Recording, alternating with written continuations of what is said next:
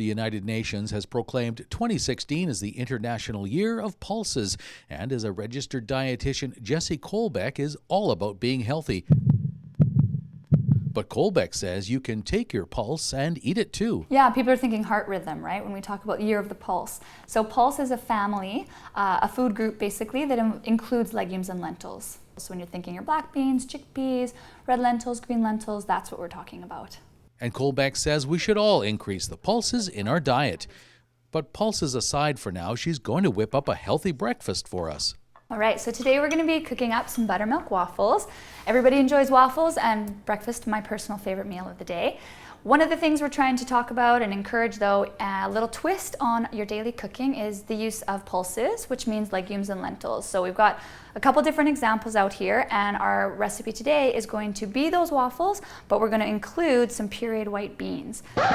Wait, did she just say put beans in the waffles? We're going to include some pureed white beans. Yes, she did. So let's follow along and see how this turns out.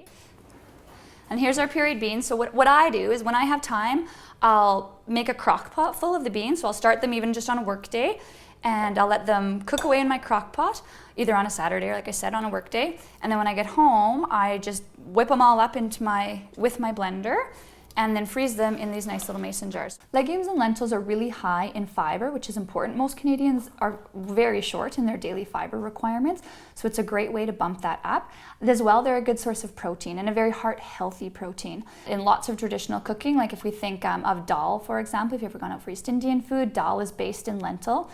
Lots of things we've all heard of, like hummus is a good example. Again, that's based in chickpeas.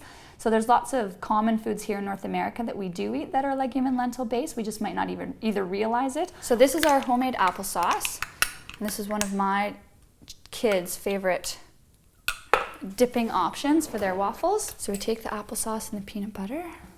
One of the main things I say to people often is if you could switch just one dinner a week from a meat source to a legume source, that would be of great benefit to your health. So if I take something like chili that I make, just skip the ground beef, or even if I used, instead of 2 pounds of ground beef, could I use 1 pound and add an extra can of, instead of just kidney beans, maybe I'll throw in chickpeas next time. Or say I'm making tacos, instead of adding ground beef or ground pork, could I just make either refried beans or black bean tacos, right? So it doesn't have to be an entire, paradigm shift in the way I cook and thinking I need to reform my entire life if I'm going to include legumes and lentils. It can be simple recipe substitutions, or just skipping the meat and adding an extra can or a dehydrated version into my soup or chili or casserole, and I'm going to be able to easily include those foods in my regular recipes that I've been eating all my life. We actually have another really great chickpea chocolate chip cookie recipe that my kids enjoy, so another great way to get those legumes in. And that recipe will also be available as one of the giveaways at the health fair. There'll be tons of different recipes for your creative bean cooking at the health fair.